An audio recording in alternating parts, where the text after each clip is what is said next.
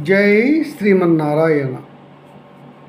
ఈరోజు మనం ధర్మపదం గ్రంథంలోని చాప్టర్ 3 విభాగము 98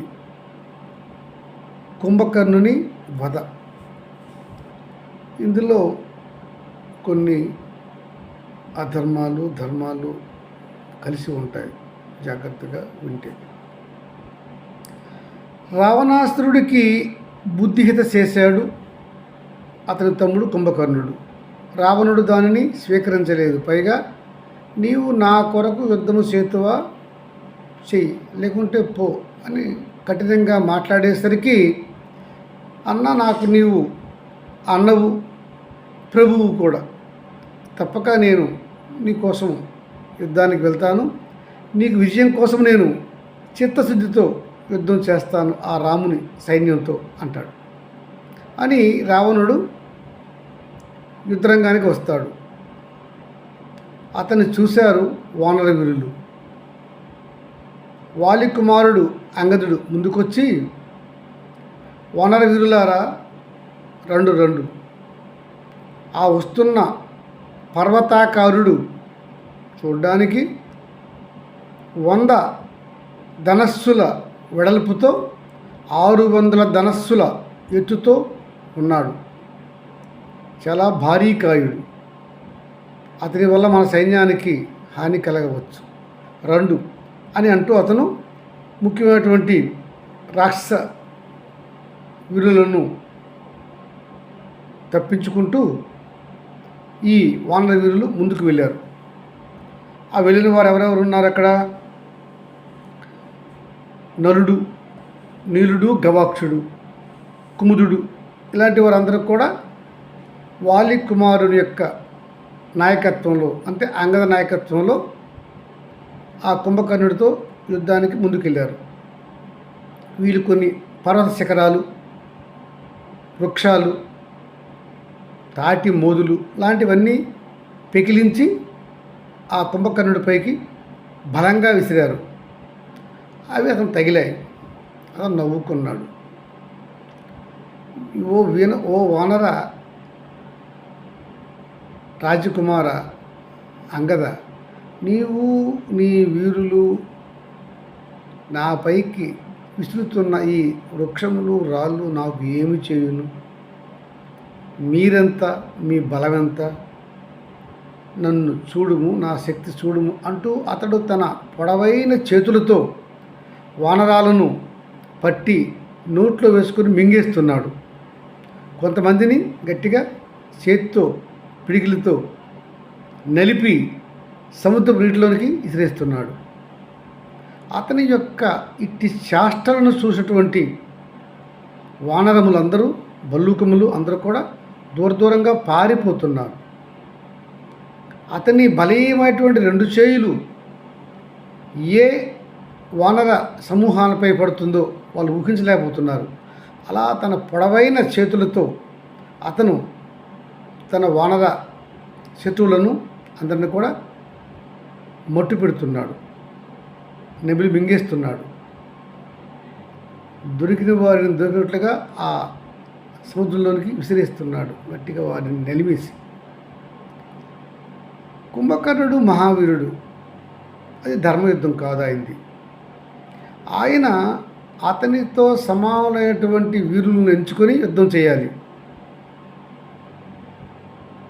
హనుమతోనూ, సుగ్రీవుడితోనూ, లక్ష్మణుడితోనూ, జామంతుడితోనూ, లేదంటే రాముల వారితోనూ యుద్ధం చేయాలి.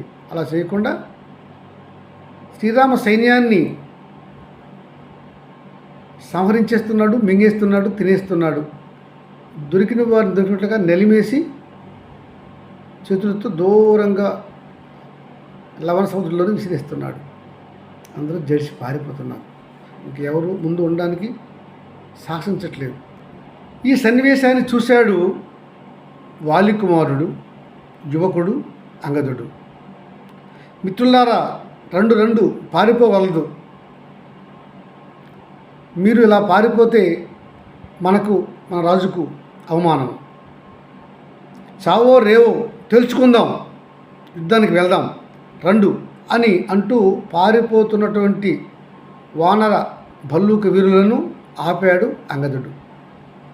ఈలోగా ఈ సన్నివేశాన్ని చూసినటువంటి హనుమ వచ్చాడు.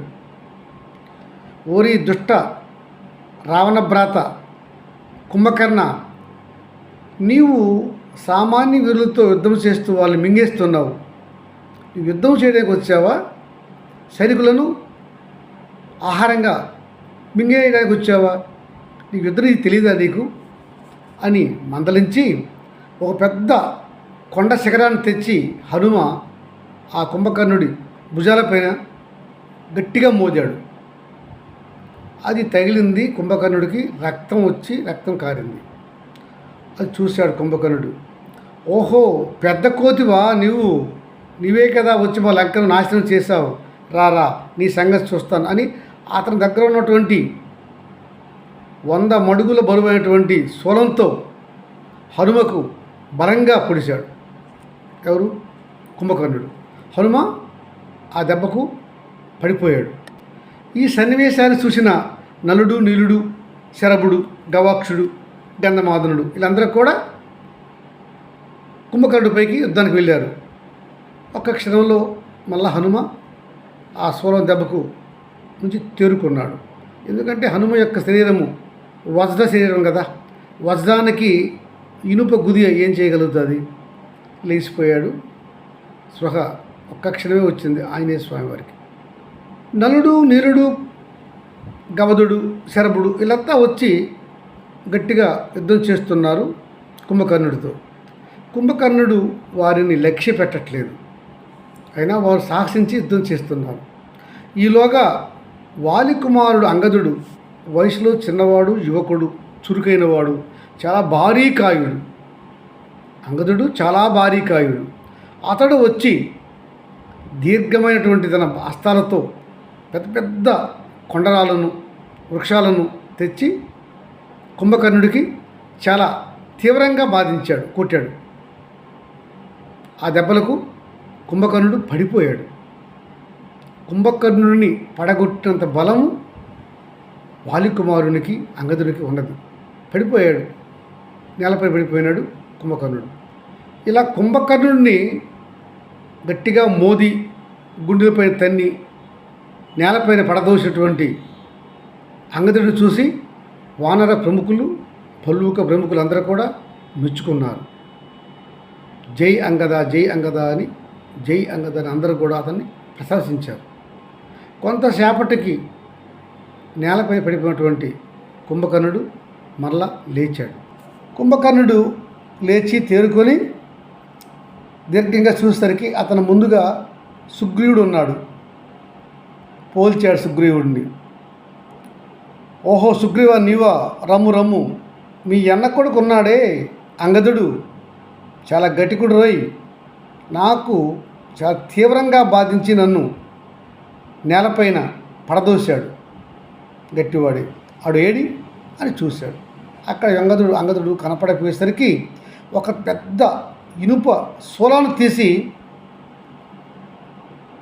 తీవ్రమైన కోపంతో సుగ్రీవునిపైకి దాన్ని విసిరాడు. అది తగిలితే సుగ్రీవుడికి బాగా దెబ్బ తగిలి ఉండేదేమో కానీ సుగ్రీవుడు మహాబలవంతుడు. చాకశక్యంతో ఆ శూలాన్ని తప్పించుకొని పెద్ద కొండ శిఖరాన్ని ఎత్తుకొని వచ్చి ఆ రావణ పెద్ద సోదరుడైనటువంటి కుంభకర్ణుడి తలపైన కొట్టాడు. చాలా బలంగా కొట్టాడు. ఈలోగా హనుమ సుగ్రీవునికి సహాయంగా వెళ్ళి ఒక పెద్ద పర్వత శిఖరాన్ని తెచ్చి ఆ కుంభకర్ణుడి ముఖం పైన, వీపు పైన పడినట్లుగా అత్యంత బలంగా విసిరాడు. ఆ బలమైన శిఖర దెబ్బలకు కుంభకర్ణుడు చాలా రక్తాన్ని స్రవించాడు. ముక్కు, నోరు రక్తం కారుతున్నది. అది కోపించినటువంటి ఆ కుంభకర్ణుడు, ఓరి కేసరిపుత్ర హనుమ, నీవు దుష్టుడివి, నా లంకను నాశనం చేశావు, ఇదిగో నా ఈ దెబ్బ కాసుకో అని 1000 మడుగుల బరువు గల ఒక శూలాన్ని తీసి హనుమకు తీవ్రంగా తగులట్టుగా విసిరాడు కుంభకర్ణుడు. అయితే హనుమ చాకశక్యంగా ఆ 1000 మడుగుల బరువు గల శూలానికి తగలకుండా పైకి ఎగిరి తన బలీయమైనటువంటి వజ్రహస్తములతో ఆ శూలాన్ని పట్టుకొని దాన్ని అడ్డగా వంచేసి విరిసేసి కింద పడేసి ఒక పెద్ద తాటి మాను తెచ్చి ఆ కుంభకర్ణుడికి తీవ్రంగా కొట్టాడు. ఈలోగా కుంభకర్ణుడు ఈ దెబ్బల నుంచి ఎలాగోలాగా తట్టుకొని పక్కకొచ్చి ఆ పక్కన ఉన్నటువంటి సుగ్రీవుని పట్టుకున్నాడు.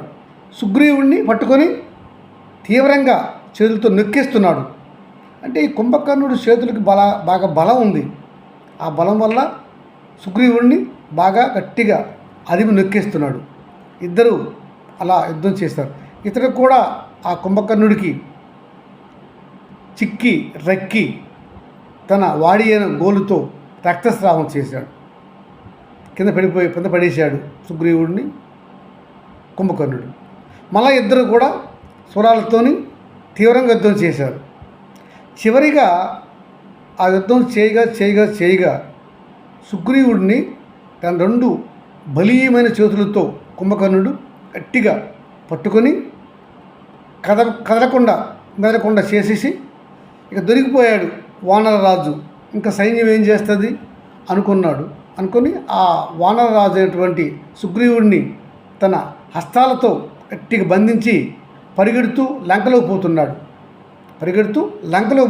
కుంభకర్ణుడు. ఎవరిని తీసుకొని? కుంభకర్ణుడు ఈ సుగ్రీవుని తీసుకొని లంకలోకి పోతున్నాడు. బలిష్టమైనటువంటి తన చేతులతో కట్టి బంధించేశాడు. ఇంకా బయటికి పోలేకపోతున్నాడు ఈ కుంభకర్ణుడి చేతుల్లో నుంచి సుగ్రీవుడు బందీ అయిపోయినాడు. ఇక దీన్ని బంధించేస్తే ఇంకా రాజు యొక్క సైన్యం ఏం చేస్తారు అనుకున్నాడేమో. లంకలోకి పోతున్నాడు తీవ్రంగా పరిగెడుతూ కుంభకర్ణుడు. సుగ్రీవుడిని విడిపించాలని ముందుకు వెళ్ళాడు లక్ష్మణస్వామి. తీవ్రమైన బాణాలు వేసి కొట్టాడు. అయినా సరే కుంభకర్ణుడు ఆ బాణాలకు లక్ష్య పెట్టట్లేదు. ఈలోగా కుంభకర్ణుడి చేతిలో నుంచి సుగ్రీవుడు తప్పించుకున్నాడు, కిందకి దుమికాడు. అప్పుడు కుంభకర్ణుడు కోపం వచ్చి రాముని చూశాడు.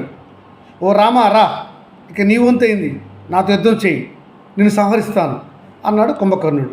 ఎవరిని? రాముల వారిని యుద్ధం పిలిచాడు కుంభకర్ణుడు. ఇద్దరు చాలాసేపు తీవ్రంగా యుద్ధం చేశారు. ఇద్దరు కూడా అస్త్రాలు వేసుకున్నారు. వారి దగ్గర ఉన్నటువంటి ఆయుధాలతో కొట్టుకున్నారు. చాలాసేపు శ్రీరాముడు కుంభకర్ణుడు యుద్ధం చేశాడు. కుంభకర్ణుడిని చివరిగా రాముల వారు వాయువ్యాస్త్రము ఐంద్రాస్త్రము వేసి అతని యొక్క 2 భుజాలను నరికేశాడు. శ్రీరాముని హస్తాలకు కుంభకర్ణుడి 2 హస్తములు నరికివేయబడ్డాయి.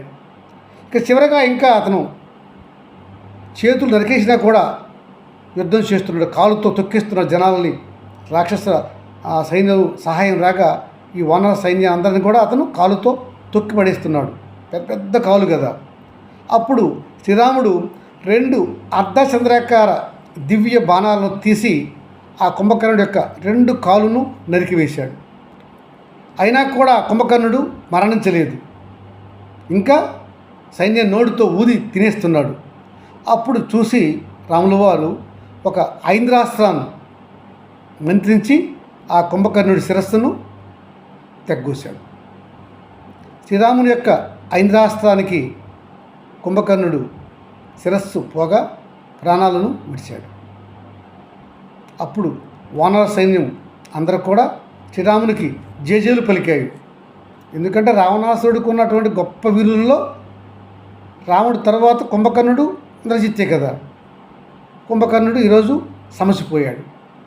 అందరూ కూడా శ్రీరామునికి జై హో జై హో జై శ్రీరామ అంటూ నినాదాలు చేశారు. జై శ్రీమన్నారాయణ.